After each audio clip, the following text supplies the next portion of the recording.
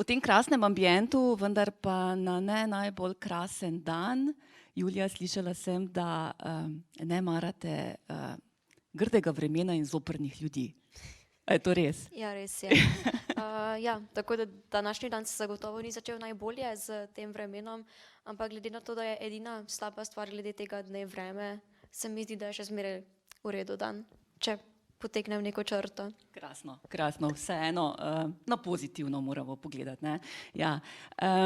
Ste pa danes gostja Mariborske knjižnice in ker smo danes vaši spraševalci knjižničarji, je vseeno prav, da se najprej dotakneva branja in knjig. Namreč prihajate drugače iz Gornje Radgone, v mestu ob Muri.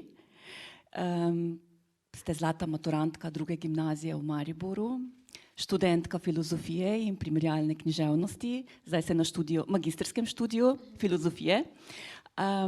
Ampak vseeno ste mlajša generacija, ki je že nekako rojena s pametnimi telefoni, internetom, ampak vseeno ste neverjetna bralka. Povejte nam malo, na kak način berete in od kod pravzaprav ta strast? Sedaj moram priznati, da vseeno berem nekoliko manj kot takrat, ko sem bila mlajša, ker preprosto se mi zdi, da bolj kot si odrasel, manj časa imaš preprosto za branje, ampak si ga še zmeraj najdem, ker se mi zdi, da v bistvu, če bi ta hobi popolnoma odložila, bi manjkal en velik del mene, ker kot ste omenjali, sem bila kot otrok res zelo strastna bralka, takrat sem res požirala knjige in nisem imela sploh veliko nekih drugih hobijev. Mislim, sem se veliko igrala zunaj z drugimi prijatelji, tu in tam sem gledala televizijo, ampak ker ni bilo pač, mislim, so bili že telefoni in računalniki in igrice, ampak vseeno takrat mogoče to ni bilo še tako razvito, da bi bilo dovolj zanimivo. In knjige so bile vseeno dovolj razburljive, da so me vlekle veliko bolj kot recimo te druge stvari. Zdi se mi, da tudi danes veliko raje berem kot recimo gledam serije, igram igrice, ker je to, nekako sem si to privzgojila kot otrok, nekako so mi to privzgojili moji starši, okolje, v katerem sem odraščala, tudi knjižničarji, ki so bili zmeraj zelo veseli, ko sem si sposojala veliko knjig. In zdi se mi, da pač ko branje že tako zgodaj postane del tebe, da redko kdaj izgine, če je bil tako velik del tebe. Kar se pa tiče telefonov, pa razumem, recimo ne zavidam našim otrokom, ker pravim, jaz sem imela vse te stvari, ampak niso bile tako zelo zasvajajoče, se mi zdi, kot so danes. Tako da danes je mogoče nekoliko težje posvetiti toliko časa branju, kot pa je bilo recimo v obdobju mojega otroštva. Vseeno pa so bile tudi takrat že te distrakcije prisotne. Ste morda vseeno čutili kdaj med vrstniki, da morda pri branju malce izstopate ali pa mogoče drugače, ste se imeli s kom pogovarjati o branju, o tem, kaj preberete med vrstniki? Ja, definitivno sem izstopala že takrat na nek način. Zmeraj se najdejo kakšni otroci, ki pač preberejo veliko več kot drugi. Recimo, če si pogledal moj seznam za bralno značko, je bil tako dolg, kot seznami drugih sošolcev sešteti. Tako da ja, ampak pač nisem obupana, ker vidim, da so še danes takšni isti ljudje, tudi zelo mladi. Naprimer v knjižnici Bežigrad v Ljubljani trenutno vodim en bralni klub in tam so otroci med 10 pa recimo 12 in 13 letom in zelo radi berejo, požirajo knjige kljub vsem zelo dostopnim medijem, socialnim omrežjem. In imajo zelo podobne probleme, ravno po tem, da pač izstopajo in da redko kdaj najdejo koga, s komer se lahko pogovarjajo. Se mi pa zdi, da se vseeno tukaj lahko zgodi tudi en preplet, recimo socialnih omrežij in knjig. Naprimer, ko ne moreš v svoji realnosti najti nekoga, s komer bi se lahko o tem pogovarjal, pa vseeno obstajajo recimo neki forumi, danes niti ne več forumi, ampak recimo neke strani, zavihki na socialnih omrežjih, kjer pa ljudje zelo radi debatirajo o knjigah. Tako da se mi zdi, da na nek način, če si na pravi strani teh socialnih omrežij, te lahko močno spodbudijo tudi k branju. Ja, se zelo strinjam, res je. Tudi pri mladih je to zelo pomembno, da jih res pravilno motiviramo za branje, ne? Nekje sem našla en vaš citat, ki pravzaprav ponazarja, kako široko Julija zajema branje. Ko so vas vprašali, koga bi lahko izmed pisateljev izpostavili, ste odgovorili: Tolkien, ker je ustvaril nekaj tako veličastnega, kot je srednji svet. Dostojevski, ker je v svoja dela vdahnil toliko duše. Toni Morrison, ker je drzno posodila glas preslišanim žrtvam rasizma v Ameriki. Jack London, ker je z vidika živali pisal o človeški okrutnosti. Fitzgerald s svojim simbolizmom in mislimi o praznosti ameriškega blišča. Joseph Heller, ker še danes čutim brca v trebuh, ko mi jo je lani zadal njegov Kavel 22. In mnogi drugi. Se mi zdi, da ne vem, če poznam koga, ki bi lahko tako lepo zajel vso književnost, literaturo in kjer prav seva ta prebranost, ta načitanost književnosti.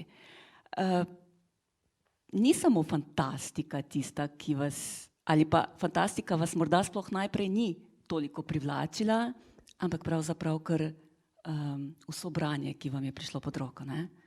Ja, res je. Mislim, tako zdaj kot tudi zmeraj me knjige nasploh pač zanimajo. In ko sem bila majhna, ko se je vse to začelo, v bistvu se sploh ne spomnim, po čem sem začela posegati, ampak jaz sem prebrala preprosto vse, kar sem videla. In zdi se mi, da nekje pri vstopu v 3. triado osnovne šole sem začela brati tudi neke svetovne klasike, hkrati pa fantazijo. In zdi se mi, da mi je vse zelo, zelo ležalo in vse se je v moji glavi prepletalo. Veliko povezav sem videla med stvarmi in mogoče, ker me je to zmeraj spremljalo, pa pač tudi neka širina, neko zanimanje za širino, sem izbrala tudi študij primerjalne književnosti, ki pa mi je bil tudi zelo zanimiv, čeprav se nisem ukvarjala recimo z fantazijo. Je pa fantazija zmeraj ostala del mene, ker sem jo pač ustvarjala zraven tega, ko sem se ukvarjala recimo z nekim svetovnim kanonom.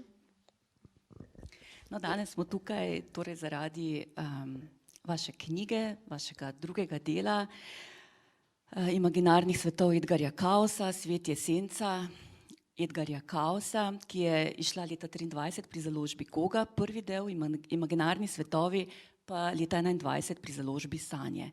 Ta je bil kar nekako pravzaprav uvod v veliko nevarno razburljivo pustolovščino. V tem drugem delu ste se lepo povezali z ilustratorko Majo Poljanc. Knjiga je nastala, mislim, da 2 leti po prvi, je tako? Ja. Prvi del pa nekako ste povedali, da se je prav zgodil v sanjah, ko ste bili stari 11 let in te sanje so vas tako močno prijele, tako močno stisnile, da ste se odločili, da pač iz teh sanj res nekaj mora nastati. In skozi vso srednjo šolo ste nekako pisali ta prvi del, ki je potem tudi dobil to svojo obliko. Nam poveste malo več o tem procesu, kako ste se pravzaprav lotili? Ja, kot ste to omenili, se mi je, ko sem bila stara približno 11, sem imela ene pač, mislim, itak sem je veliko sanjalo pod vplivom toliko knjig, tako da imela sem neke sanje, ki niso zares noben prizor v knjigi, ampak se mi je zdelo, da so imele tolikšno energijo oziroma pač neke motive,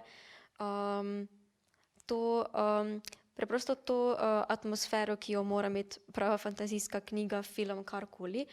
In velikokrat sem razmišljala o tem, napletala neke scenarije pač o tem prizorčku in moja domišljija je res vse skupaj tako zelo napihnila, da se mi je zazdelo, da bi pa mogoče lahko kaj napisala. To še ni bila odločitev, jaz sem pa zdaj napisala knjigo, ampak pač po nekem eksperimentiranju z pač samo zgodbo, skozi leta je potem nastala knjiga. Ne vem, v bistvu na kateri točki sem se odločila, da bo to nek izdelek oziroma celo serija, ampak ja, na neki točki je bilo materijala preprosto tako veliko, da sem ga začela jemati zelo resno. Tako resno, kot ga lahko jemlje nekdo, ki je star tako 16, 17. Zdaj bi bilo nekoliko težje začeti s čim takim. Se mi zdi, da več kot imaš znanja, mislim, manj kot imaš iluzij, težje se je spustiti v nekaj velikega. Ampak ja, na srečo sem začela pravočasno, zdaj pa pač je to tukaj in pač moram to izvesti do konca, se z veseljem bom. Ampak ja, potem pa v bistvu 2021 se mi je res uresničila ta velika želja in je bila knjiga dejansko izdana. Skoraj 2 leti kasneje pa druga knjiga in zdaj delam na tretji. Nekako do 5 naj bi ste obljubili, ne? Ste rekli, nekako do 5 knjig, sklop 5 delov. Pravzaprav so to zelo veliki napori za izoblikovanje takega imaginarnega sveta, kot ste ga izoblikovali vi. Pravzaprav najbrž brez tako bogatega besednega zaklada, tako velike kilometrine v branju, si težko predstavljam, da bi lahko nekdo zgradil tak svet s tako zanimivimi besedami, s tako zanimivimi zemljevidi, svetovi in pa tudi pravzaprav z značajskimi potezami likov, ki so v knjigi. To se mi zdi zares zelo izjemno.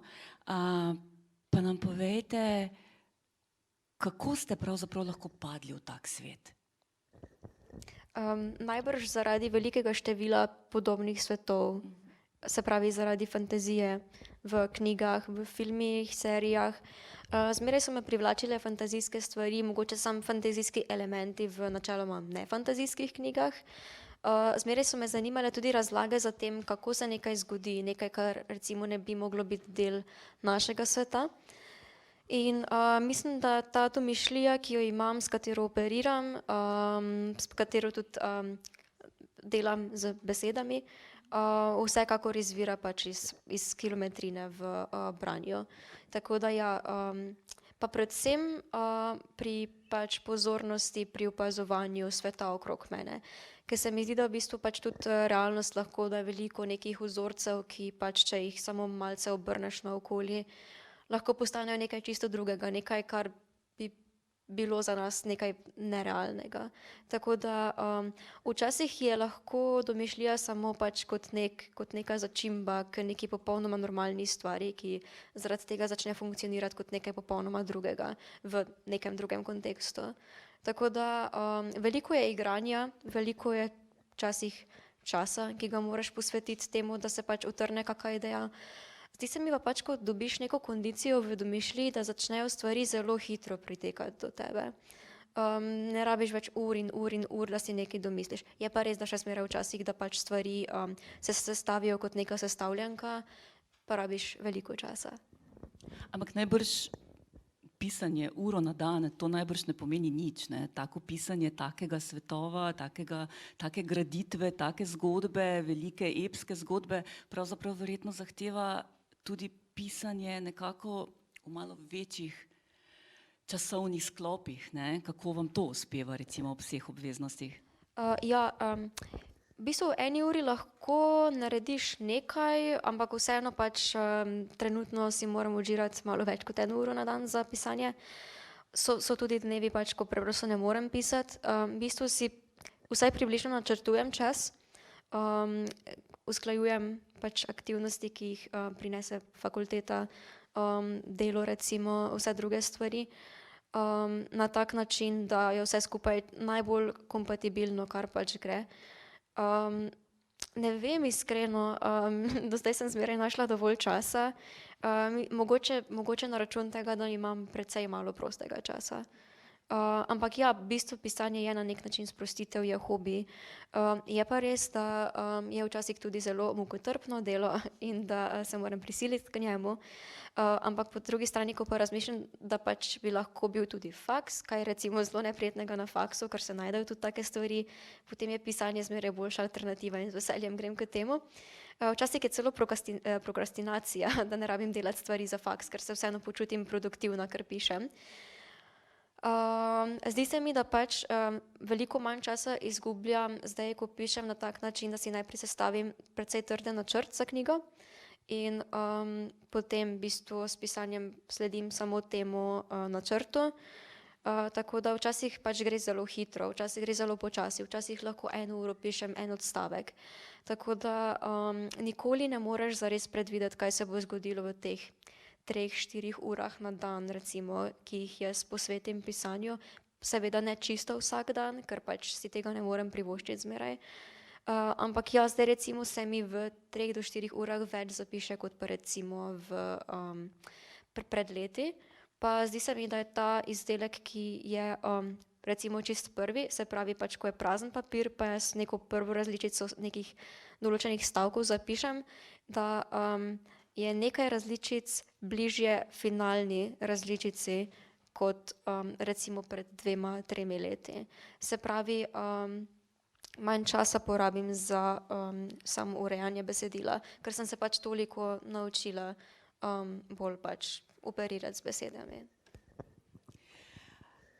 Zatem, ko ste postavili na trg, na knjižni trg 2 knjigi, ko ste avtorica knjig, ste torej tudi vstopili na ta knjižni trg, ki je pa pravzaprav lahko tudi zelo neizprosen. Čisto na kratko, morda samo par besed o tem, kako čutite ta trg, kako močna borba je zunaj. Slovenski trg knjižni je zelo majhen. Kakšno je vaše mnenje o tem boju na tem bojišču, recimo? Čisto na začetku, pač, ko sem res bila popolnoma nihče in vstopila z pač popolnoma neznano knjigo, pri nas nekoliko takrat na stran potisnjenega žanra, pa še v zelo neprimernem času, se pravi konec decembra na nek način, ko pač so bila že vsa darila kupljena, knjižni sejem zaključen, se mi je zdelo, kot da sem pač na nek način padla kot neka igla v pač seno, ampak zdi se mi, da je res, da zmeraj obstaja možnost, da bo nekaj pravih ljudi naletelo na pač knjigo, če je knjiga kolikor toliko ok, če ima nek potencial. In točno to se je zgodilo, pač s časom je do nje prišlo več bralcev, pač tudi nek medijski odziv je prišel. Še zmeraj pač ne plavam med 10 najbolj visoko letečimi imeni na slovenskem knjižnem trgu, ker ga zasedajo pač tudi pisatelji drugačnega profila. Kak pač ta profil je tak, kakršen je pač naše bralstvo, kar podpira, je pa res tudi je tak, s čimer ga hranijo promocijski oddelki naših založb. In pač jaz včasih čutim to zelo močno, ampak pač, če bi o tem preveč razmišljala, potem bi sam lahko nehala pisati, ker pač preprosto ni poslano z rožicami, vseeno pa ni tako črno, se mi zdi. Tako da zdaj se skušam sam ne osredotočati tako zelo na trg, ampak na recimo to, da pač knjige najdejo vsaj tiste, mislim, lepo je, da najdejo ljudi, mi pa zadostuje, da najdejo pač tiste ljudi, ki se pač zanimajo za fantazijo in da pač jo v najboljšem primeru pač to publiko, da jo navdušijo. In da pač vseeno se s tem mogoče zelo, zelo počasi ljudje, ki pač to berejo, nabirajo kot neka snežna krogla, ampak pač tudi na nek iskren način. Ja, najbrž je zdaj čas kriminalnih in družbenih romanov na slovenskem trgu, ne? Fantastika je pa seveda še zelo nekako potisnjena v to ozadje, ampak vi prebijate led, ne? Nekdo pač mora in smo veseli, da ste to vi. Lahko bi še klepetali dalje, jaz moram predati besedo svojim kolegom. Najlepša hvala, Julija. Hvala vam.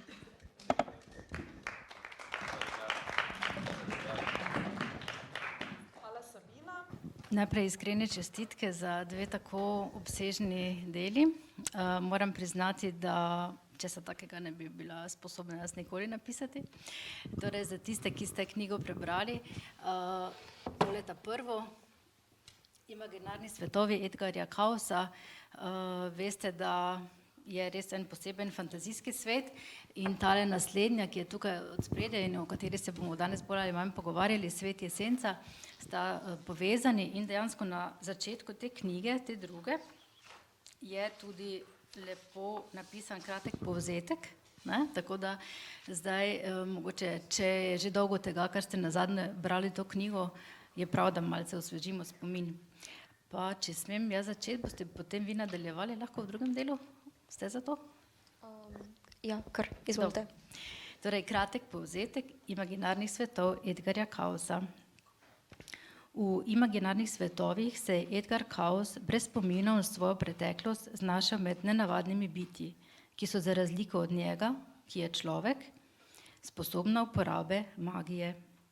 Izvedel je, da na Inkrematerji divja vojna med bitji magije in razduševalci, ki nasilno ločujejo njihove duše od teles, ter da je zaradi svoje človeškosti edini, ki ne more biti razdušen, saj ljudje magične duše nimajo.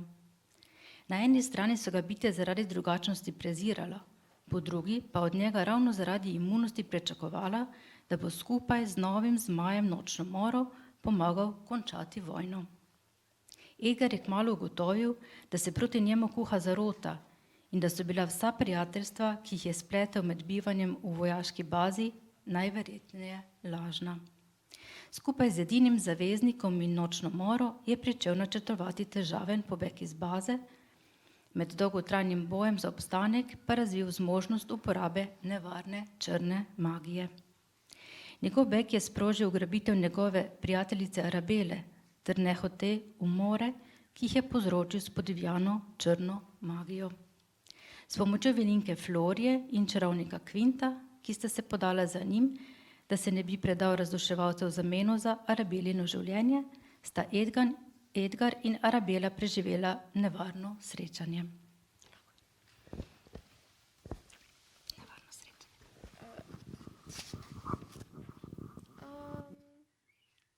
V bitki med biti in slepoklavci, vojsko razduševalcev, je Nočna mora s Florijino pomočjo porazil enega od 4 razduševalcev, Quint in Arabela sta za las ušla smrti, Edgar pa je po izkušnji vojnega opustošenja predramil moč pramagije v sebi in bitko končal.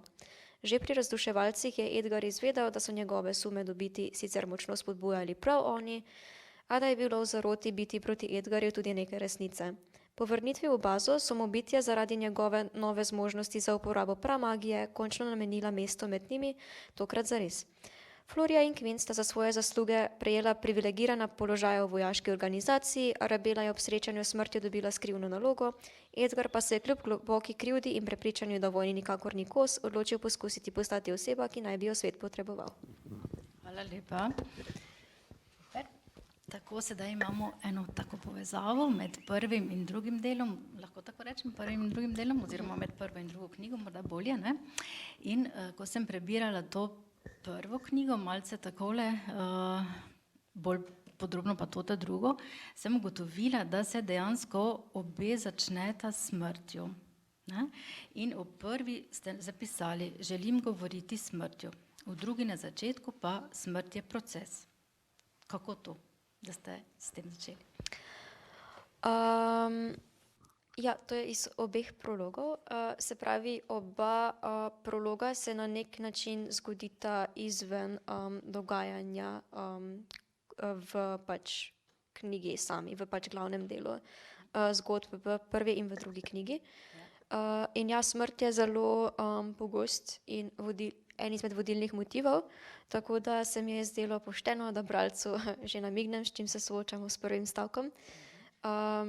Tako da ja, zato je to postal prvi stavek kot nek vodilен motiv, ki se bo pojavljal in ki pač nakaže na to, da se zgodba dogaja na več ravneh. Pa še morda smrt, ker smrtjo se na nek način lahko nekaj zaključi, nekaj se začne, a je mogoče tudi to, kaj? Ja, definitivno, ja. V bistvu pri prvi knjigi ta prolog na nek način postane nov začetek, v drugi knjigi pa prolog govori o koncu. Tako da je lahko oboje na nek način. Super, super. To je res zelo dober način pisanja, no, moram priznati. Kaj pa menite na splošno zdaj, če se malo oddaljiva od knjig o sami smrti, ker eni pravijo, da v vsakem obdobju imamo neke tabu teme. Ali se vam zdi, da je med mladimi ali starejšimi, mogoče tudi kom drugim, smrt še zmeraj taka tema, neprijetna tabu tema? Ja, meni se zdi, da je še zmeraj na nek način tabu tema, mogoče dan danes ne, pač odvisno na kak način. mislim, da je ok, da je na nek način občutljiva tema, ker pač v vsakem momentu ima mogoče kdo koga, ki mu je pravkar preminil ali pa pač mu ga ravnokar izgublja in zato je v redu, da smo mogoče malo previdni okrog tega, drugače pa pač bi bilo ok, da mogoče malo odmaknemo tabu iz te teme. Recimo, lih pred kratkim sem brala, da recimo v japonski kulturi se pač smrti dotikajo na popolnoma drugačen način in na njo gledajo popolnoma mirno. Medtem ko neka zahodna kultura recimo se smrti že pač iz vse svoje zgodovine pač boji, pač si jo predstavlja kot neko največje zlo, ki se človeku lahko zgodi, po drugi strani pa se pač to res zgodi popolnoma vsakomer. Tako da ja, zelo zanimivo, da pač se še zmeraj tako močno bojimo smrti in tega ne normaliziramo oziroma se pač pogosteje ne pogovarjamo o njej, glede na to, da pač mislim je enako nujen dogodek našega življenja, kot recimo to, da bomo nekoč ali imeli službo ali nekaj naredili pač. Ampak ja, je kar, mislim, mogoče tabu tema pa pač vzbuja veliko tesnobe, ker pač je res eno veliko vprašanje, nekaj, na kar nimamo zares odgovora, ampak vseeno se bi lahko pogovarjali o tem, čeprav nimamo zares odgovora. Se strinjam. Res zanimivo, ne? Ker odvisno od vsakega posameznika, kako gleda na to, ne? Tako kot ste rekli, na to, da bo dobil službo ali pa otroka, ali pa ne, ker to je nekaj, kar se nam zagotovo bo pripetilo, ne? Ampak res je odvisno od nas, kako gledamo na to in enega mogoče strezni na začetku, joj, smrt, ne, enega pa vpelje res nekaj novega, neodvisno pač od posameznika, kakšen ima odnos. Hvala. Potem pa kolegica se je že malce navezala na besedo svet, pa verjetno še se bo kakšni drugi kolega tudi dotaknil te teme, ne? Pa bi še se jaz mogoče samo v tem stilu, ker se pač ta knjiga, o kateri je seveda danes največ govora oziroma bo, še svet, prva beseda svet, kaj menite o svetu? Zdaj, malo ste se že dotaknili pri prejšnjem vprašanju, ampak načeloma v tem stilu, kakšen je po vašem mnenju svet, ta, v katerem vsi mi sedaj živimo? Jaz še zmeraj mislim, da je zelo lep. Je pa lahko tudi zelo grd. Oboje je na nek način. Mislim, je pač vse, kar je. Tako da mislim, da je to pač, mislim, da je tak, kakor je. Mislim, da je tak, kakor je. Po drugi strani pa je tak, kakor ga dojemamo. In kolikor ga pač vidimo. Tako da svet je zelo odvisen od tega, kakva je pač naša življenjska izkušnja tega sveta. Zelo dobro, ja. Marsikdo reče, da je takšen, kakšnega si ga ustvarimo, ne? Ampak včasih, če pogledamo te ljudi, te uboge otroke v vojnah, ker tudi vi se dotikate, ne, vojn, ti si zagotovo niso ustvarjali takšnega sveta, včasih je to odvisno tudi od koga drugega, ne. Dostikrat je odvisno od nas in našega odnosa do drugih, včasih pa smo res nemočni tudi tukaj, ne. Zdaj pa še mogoče, zakaj pa je svet senca? V tej knjigi je skozi doživljanje vseh junakov, ki so pripovedovalci, na nek način svet bolj ali manj grd. In spoznavajo v bistvu vedno več nekih senc tega sveta, s tem, ko tudi pač potujejo, dobivajo neke nove izkušnje, ki so jih si mogoče želeli in potem ugotovili, da pač so v bistvu grozne. Tako da v bistvu recimo neka taka deziluzija o stvarih je potem svet je senca. Hvala. Zdaj v knjigi je seveda polno takšnih in drugačnih likov, ki so v svojih svetovih, če smem tako reči, potem je to svet, katerega ste zgradili, pa zgradili ste tudi zgodbo, tako da res super. Ampak ob tem prebiranju vašega besedila ste se mi nekako trnili dve misli o človeku, ker pač moje področje je tudi psihologija in to me zelo zanima. Namreč spomnila sem se tega citata, vsi smo ljudje, redko kdo je človek. In me zanima, ali kakšna povezava zdaj s tem človekom, ki ga imate v središču in ostalimi biti, je mogoče to, vidite kako povezavo tukaj, ali se vam je mogoče ta misel o Edgarju porodila kako drugače?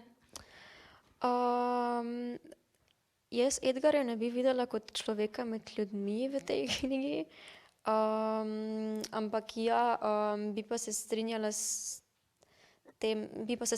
da pač je, če pač odmislimo partikularnosti, da pač bi definitivno ta citat opisal na nek način osebe, veliko večino oseb v tej knjigi. Ker res meni se zdi pomembno, tako kot se srečujemo, ja, seveda smo vsi ljudje, ne, brez kakršnekoli druge misli, ampak ko pa rečemo, to pa je res človek, ne, pa takrat res pomislimo na na nekoga, ki je mogoče človek z veliko začetnico zapisan. Sestavljeni smo iz fizičnega, duševnega in duhovnega sveta, ne, in dejansko to tudi vi vpeljujete v to svoje delo, Svet Jesence in seveda tudi v prejšnjo, pa tudi v literarne rilke. Mogoče še lahko to kako pokomentirate? Ja, jaz že od prve knjige v bistvu magična bitja sem si zamislila tako, da pač imajo nek fizičen in pa psihičen del. Psihičen del je pač njihova čarobna duša, ki je tisti del, zaradi katere pač imajo magijo in jo lahko uporabljajo. Fizičen del je pa pač telo, s katerim je pač ta duša prizemljena in pač kot celota so pač živo bitje. Zdaj recimo razlika med pač magičnim bitjem pa bitjem, ki ni magično, to je pač človek, ki je pač po neki tej psevdoznanosti, ki je pač notranja svetu te knjige, je zato, ker pač človek naj ne bi imel duše. Zdaj jaz bom ta motiv duše in njenih komponent razvijala v tretji knjigi, tako da v bistvu se bo pač ta dualistični sistem prikazal kot veliko kompleksnejši v resnici, kot je bil predstavljen tukaj. Super, hvala še za to razlago in osvetlitev človeka in ostalih bitij. Zdaj v knjigi, malo ste tudi že navezali, je omenjena moč, premoč oziroma ta magična energija. Še mogoče lahko nekaj besed o tem? Mislim, lahko spet navežem v bistvu na pač te magične duše, kakor sem si jaz zamislila, bom samo na kratko razložila. Se pravi, pač te magične duše, ko pač čarobna bitja spijo, potujejo lahko ven iz telesa in potem iz pač magičnih virov v bistvu črpajo pač to magično energijo in potem se vrnejo v telo in zaradi tega pač lahko ta bitja pač čarajo nekaj v roke, počnejo marsikaj, kar je možno. Pač ti uroki pa so opisani v knjigi, da ne bom zdaj naštevala stvari. Super, hvala. In še moje zadnje vprašanje. Imate kar nekaj besed, ki jih ni v slovarju slovenskega knjižnega jezika, če jim rečem otvorjenega ali kakorkoli drugače, recimo svetoklavci, razduševalec, duh očala, duhovadnica. Zakaj ste se odločili za to? Zaradi tega, ker v bistvu bi rada, da ti predmeti spominjajo na neke predmete iz našega sveta, hkrati pa pač s tem, ko spremenim besedo in pač poudarim, kaj je drugačnega od pač našega konkretnega predmeta, v bistvu pač pokažem, da v bistvu je funkcioniranje tega predmeta drugačno in da ravno zato ne more biti isti predmet. Pa pač da ima neko povsem drugo nalogo na nek način. Si boste prizadevali, da bo to kdaj v slovarju slovenskega knjižnega jezika? Ne. Bomo videli, Ne, ne? naj ostanejo, kako je že? Zdaj sem pozabila, imela sem eno ful dobro besedo, ki je ful bizarna, ampak sem pozabila, tako je bizarno, da sem pozabila. Najlepša hvala. Hvala vam.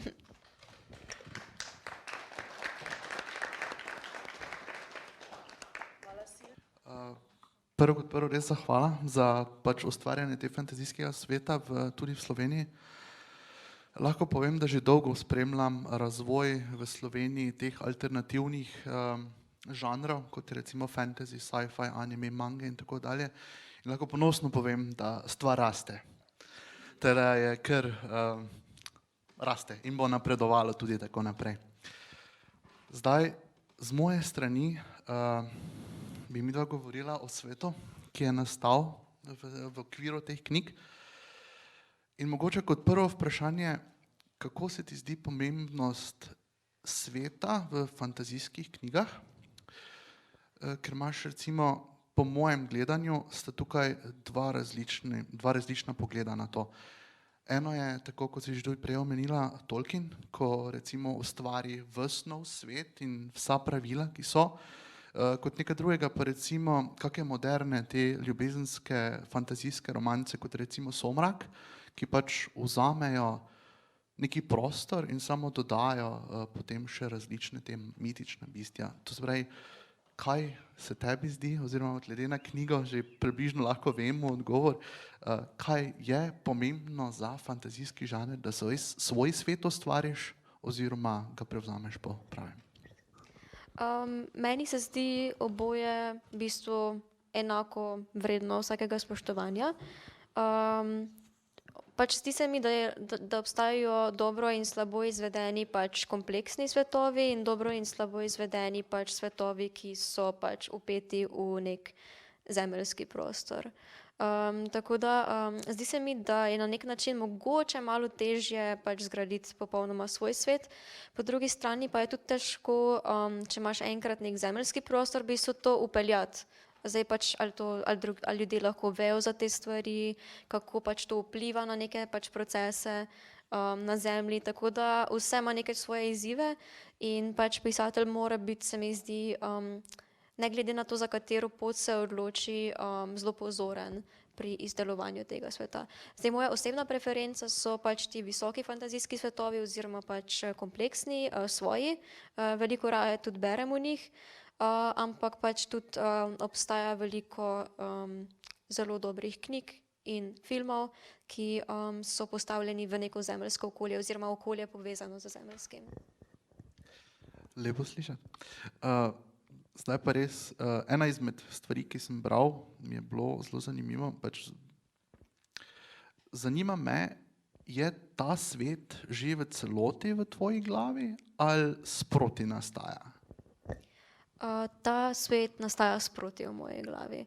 Velik del je že, mislim, recimo geografsko obstaja v celoti, že od prve knjige.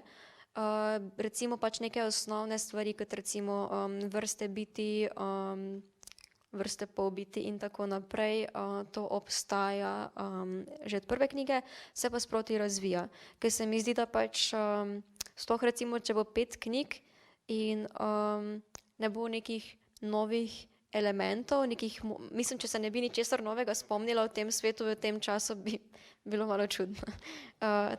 Mislim, ja, veš, če se mi neke nove ideje pridružujejo, pač je pa ta svet dovolj odprt, da jih lahko smiselno vključim. Mogoče še ena taka, mislim, ne zmešnjava, ampak pač moje vprašanje, tak kot je svet zdaj, je mišljen kot recimo celi planet, kontinent ali recimo tudi celotni univerzum? Ker to recimo, ko sem bral, mi ni bilo čist jasno, kot če je že razvit, sicer zdaj, če ste rekli, da se bo še razvijal, predvidevam, da bo tudi vedno večji. Večji v kakšnem smislu? Fizično. Aha, ja. Večji bo pač fizično definitivno, se pravi, hočem reči, da se bo pač dogajanje razpršilo na več kontinentov, ampak bomo ostali na istem. Drugače jaz razumem ta svet kot en tak majhen planet.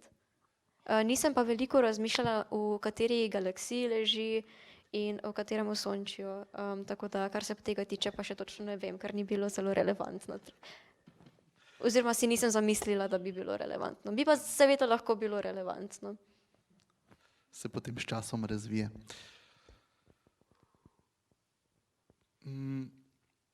Kot drugo, recimo, ko slediš tem različnim potovanjem karakterjev po tem svetu, kako ste se odločili,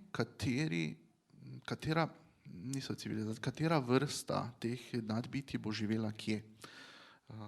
Recimo, ker vem, da nekateri živijo skupaj, nekateri so čisto oddaljeni, recimo Vilinci so čisto posebnem svetu, potem Črnograd je tudi čisto oddaljen. Kako je bilo to možno umestiti v ta svet, ki ste ga ustvarjali?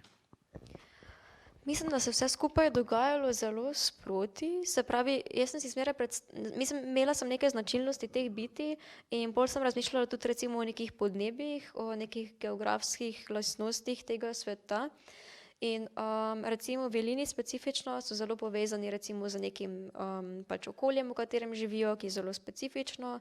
In hkrati z tem, kako sem si jaz zamišljala to vrsto, je pač sem si zamišljala v bistvu ta del tega sveta. Tako da nekako na tak način je vse skupaj nastajalo, vse hkrati in ja, sproti. Kako pa je bilo z, rečemo, ni glih prava beseda, ampak recimo političnimi nazori teh? Recimo vemo, mislim, Velini veljajo nasplošno za take malo bolj zadržane, povišane bitja. Kako ste se odločili, da recimo oni bodo sodelovali, bodo pomagali v tem vsem skupaj, po drugi strani pa vseeno zadržijo to njihovo avtoriteto in avtonomijo pri tem, da recimo ne pošiljajo vseh svojih otrok in v ta vod, obrambni vod? Zdi se mi, da v bistvu to hkrati nastajalo z vsemi temi stvarmi, ko sem gradila ta pač svet. Sem pa se zelo zgledovala recimo po nekih recimo temu stereotipih o pač ne vem, ljudeh, o skupinah ljudi. Pa recimo nekih sem tudi pač uporabljala neke stereotipne lastnosti nekih vrst, ki so pač se ponavljajo v večjih fantazijskih serijah, da se recimo drži neka esenca teh bitij, pač da ne bi bili zdaj vilinci pač kot neke vesele razposajene opice in bi bilo pač vse skupaj zelo smešno. Tako da ja, glede na njihovo zgodovino, kje živijo, se mi je zdelo, da je recimo tak značaj zanje primeren. Ja, sem si pa vzela nekaj časa, da sem v bistvu izrisala vse te približne značaje ljudstev, ki pa oziroma narodov, ki pa pač od katerih pa seveda posamezniki lahko tudi odstopajo. Tu moram tudi reči, da ko sem sam bral, ko sem prišel do ene scene z nimfami in kako je tam recimo sprejemljivo prodajati svojo vrsto, sem bil kar zaprepaden, moram reči, da me je kar presenetilo. Kot drugo pa recimo Čarozemlje, se mi zdi, da je bilo pred uničenjem, nisem kjeramo zdaj kaj preveč povedal, me zelo spominja na Francijo pred revolucijo. Mogoče kakšen komentar na to, oziroma vidim, da ste kar presenečeni. Ja, ne, ja razumem vzporednico. S tem, da ne, jaz sem najprej pomislila na to, kaj se kasneje zgodi in francoska revolucija je šla mogoče malo v drugo sfer. Ampak ja, vidim povezavo. Ni pa bilo mišljeno v osnovi? Pač ne zares, ne zares. Okay. Zdaj še pa mogoče malo vizualna podoba krajev. Kako ste se vi tega lotili? Zdaj recimo, ko bereš, jaz sem zelo vizualen tip in ko jaz vidim nekaj v realnem svetu, si zelo težko, ne da bi veliko vzporednice s tem. Kako ste recimo za te opise jezer, pa mest, pa tega, ste bili navdihnjeni z strani pravega sveta ali bolj fantazijsko? V bistvu celo bolj pravega, ker se mi zdi, da če želiš nek iskren opis nečesa lepega napisati, da se te mora mislim, da težko, oziroma da lahko mogoče si nekaj zamisliš kot, mislim, osnovo fantazijsko, ampak pač se mi zdi, da se te morajo neki kraji na tem svetu res mogoče dotakniti, da lahko to preliješ naprej v zgodbo.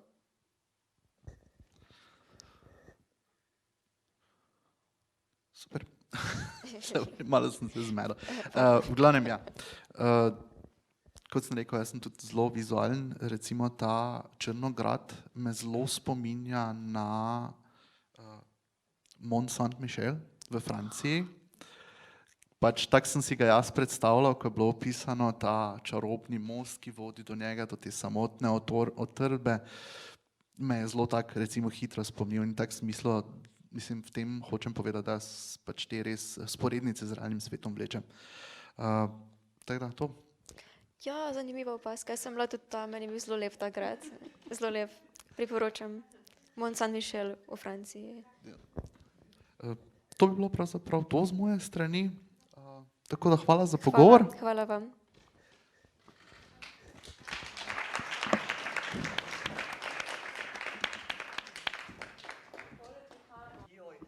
opravičujem, se vidi, da nisem navajena nastopati z mikrofonom. Ste ujeli to, kar sem povedala, ponovimo? Ste, super. Tako da se bomo dotaknili glavnih junakov. Seveda Edgar je prvi ta glavni junak, na katerega se moramo malo osredotočiti.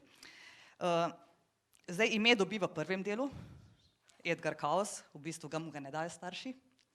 Zdaj, zakaj se vse to zgodi, si bojo mogli naši obiskovalci prebrati knjigo, ampak vseeno bi pa izpostavila par stvari o Edgarju. In sicer, poleg tega, da je varuh prabitja svojega zmaja nočne more, smo rekli, da je tudi edini človek v Inkramateriji, ker je edini brez duše, ampak njemu se en kup drugih stvari dogaja. Poleg tega, da je okužen s črno magijo, ga zasleduje nek čudni beli duh, pa tudi sence mu konec koncev govorijo, se tudi sam naslov knjige pove, da so te sence non-stop prisotne v njegovem svetu. Kaj nam lahko o Edgarju še poveste, da ne bova preveč izdali? Ja, veliko je bilo že povedano.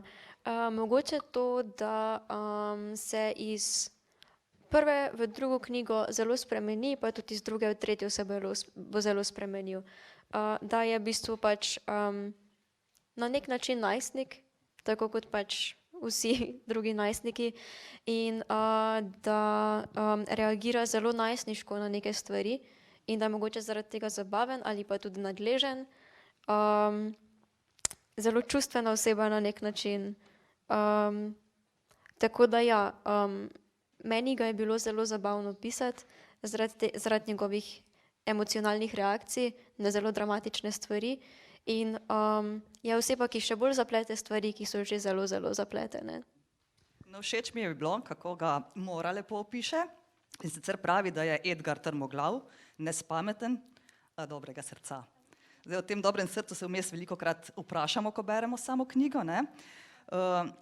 Poleg tega, da je preklet z urokom, ta črna magija tudi zelo vpliva na njega, tako da se nam včasih res zdi, da ni samo človek in najstnik, ampak da je res dobil cel paket vsega, kar je lahko dobil. Ampak ta najstniškost se pa vseeno vidi v odnosu do teh njegovih prijateljev. Zdaj moramo še ostale spostaviti, to so Vilinka Florija, čarovnik Kvint. Oni trije nekako tudi na začetku te druge knjige se podajo v novo okolje, se pravi v to Panam, kako se reče točno, čakajte. Ja, evo, dajte povedati. Panama. Evo, ja, jaz imam malo težave z imeni, ampak ne, ni problem, blizu, ampak jih težko povzamem, tako. No in ti naši prijatelji se kar prerekajo že v začetkah med seboj in jaz bi prebrala mogoče en kratek odstavek, da vam malo dam časa, da malo zadihate, pa da potem nadaljujeva pogovor. Tako gre. Florija že odpre usta. Prestrežem jo. Dajta, nimamo časa še za en prepir. Ne, nimamo, reče Kvint in izstopi iz sobe. No, nekateri nimamo časa. Prilizun, zamrmla Florija. Kvint ulovi zapirajoča se vrata. Kaj si rekla? Da se nekateri tako zelo prilizujejo gospodu generalu, da se sploh ne bi čudila, če bi mi povedal, da včasih za njim čistijo tudi njegove izločke. Kvintova glava pokuka skozi vrata, kako smešno, da si nekateri zdravijo samozavest, ker ničesar ne vejo o politiki in vojni, pa bi morda morali. S tem, ko tiste, ki so si položaj dejansko prislužili, obrekujejo s prilizuni, izabrusil slovo in odide. To je tak najstniški odnos, ampak glede na to, da so res 15, 16, 17 let stari junaki, je pravilno, da ste jim tak nek najstniški pogovor na začetku knjige dali v usta. Je treba pokazati, ne povedati, da so najstniki, koliko so stari. Ja. Ampak v bistvu se pa potem skozi samo knjigo zelo razvijajo. In tudi včasih pričakujemo, da se bo nekaj zgodilo, pa se njihova karakternost spremeni, ker nekateri fakti delujejo na njih. Kako ste vi te like, se pravi skozi zgodbo, širite, kreirate, se jim dogajate nove stvari, ali imate mogoče že tako, kot ste prej rekli, nek načrt, ki ga potem postavite v zgodbo? Imam približen načrt za njihovo zgodbo, ampak pač recimo neki njihovi psihološki odzivi pa se mi zdi, da se mi zgodijo, ko pišem. Ker pač zmeraj pišem skozi prvo osebo in pač skozi njihovo doživljanje in pač se ne morem izogniti temu, da pač v bistvu pokažem, kako oni razumejo te stvari in kako jih pač utrpijo na nek način in kako pač te stvari spremenijo, kako oni naprej reagirajo potem na naslednje zadeve. Tako da, ja, definitivno je bil nek približen načrt, ampak pač do pač kako zelo močno pa se bo to zgodilo njim, kako bo to vplivalo na nje, pa je tudi mene presenetilo, ko sem recimo knjigo zaključila. Tako da ja, v bistvu je nek vzajemen proces. Zelo fajn izpostavila bi še eno junakinjo, Arabelo, ki sicer ne potuje z njimi, ampak se jih čaka v tem njihovem obrambnem vodu, ne, oziroma pač v utrdbi. Zdaj, Arabela je tudi čarovnica, zdaj v prvem delu smo zvedeli, da je slepela, ampak ona ima eno posebno sposobnost in to sicer, da ponoči svojo dušo, gre svojega telesa in se jim vse sorti stvari dogaja. Ne. Ima pa tudi neko skrivno nalogo, če sem prav razumela, o kateri še sicer ne izvemo v tej knjigi nič, ampak čakamo na tretji del, da nam boste potem razkrili, kaj se zgodi. Ampak Arabela je taka zelo empatična. Ne. In mi je žal, da se ji bo nekaj zgodilo, kar nas bo vse malo tako šokiralo, se mi zdi, in je, dajte si prebrati knjigo, ker drugače bom preveč povedala. Res je tako, taka luštna čarovnica, ne, ki je bila v nesrečni situaciji, postala brez oči, ampak kljub vsemu temu, kar se je ne zgodilo, ona še vedno stoji za Edgardom in ga podpira, ne glede na vse. Ja, moraš imeti različne like. Ne. Arabela je na nek način izstopajoč lik v obeh knjigah in tudi v tretji knjigi, na nek način zaradi njene empatičnosti in nežnosti, ki je drugi ne ohranjajo v tem svetu, ki je senca, za razliko od nje, pa tudi zaradi njene dovzetnosti za magijo, za njo tudi pač neki drugi motivi pridejo, pač za njenim razumevanjem sveta okrog nje. Se mi zdi, da ostane pač v tem vrvežu najbolj prisebna in povezana z rečmi okrog nje in pač tudi je takšna, da bo pač zmeraj videla najboljše v drugih okrog nje. Ja, meni je bilo zelo všečno, ta Arabela mi je tako pri srcu ostala, moram reči. Je pa res, da se zelo navežem na like, tako da sem vesela, da bo povedelo, ker jaz ne bi mogla zdaj odložiti pa reči, zdaj pa je konec tega, ne, ker se moraš preveč zgoditi, ne, tako da se veselim že naslednjih delov. Imamo pa še enega junaka, ki mislim, da je prav, da ga izpostavimo, Kazimirja. No, on je tudi čarovnik, s tem, da on je antijunak, kljub temu, vseeno je pa še vedno junak. Torej, ta dvojnost, ta filozofskost je pri vaših junakih zelo, zelo prisotna. Hvala. Kazimir je v bistvu, kot ste povedali, antijunak. V bistvu se začne, mislim, njegova pot se začne kot, zdi se kot nek negativc, ki pa pač skozi drugo knjigo postane nekaj drugega. V bistvu ravno z pač temi svojimi odnosi z drugimi liki, ki ga potisnejo v pač neke smeri, ki jih ni pričakoval. Tako da ja, liki, kot ste tudi povedali, se v bistvu v tej knjigi spremenijo pač iz enega ekstrema v drugi ekstrem. Kdor mislimo, da je sovražnik, v bistvu naš prijatelj, hkrati pa še vedno sovražnik, ne? Tako da bodite pozorni, koga imate za prijatelja. Tako, jaz mislim, da več o junakih samih si morajo naši obiskovalci sami prebrati v knjigah. Bi pa zdaj izkoristila priložnost, da vas povabim, da zastavite kakšno vprašanje naših gosti danes, kar lepo dvignite roko, vam prinesem mikrofon, lahko tudi brez mikrofona, kak bo želja.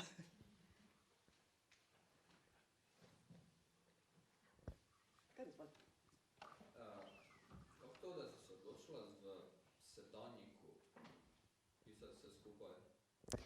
Zaradi tega, ker sem pisala v prvi osebi in mi je bolj smiselno, ne vem, zdi se mi, da je bolj, ne vem, ta distanca do preteklika mi je čudna.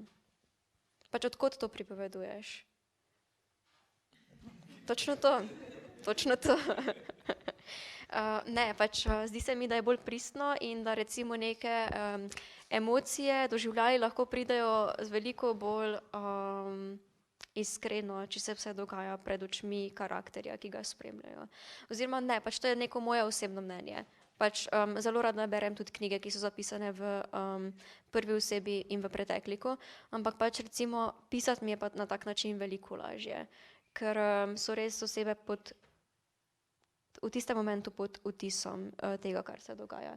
In se mi zdi, da so tudi bralci na tak način povezani z liki, ker se zdi, da liki pač so tukaj in zdaj in pač še ne vejo, kaj se bo zgodilo v prihodnosti.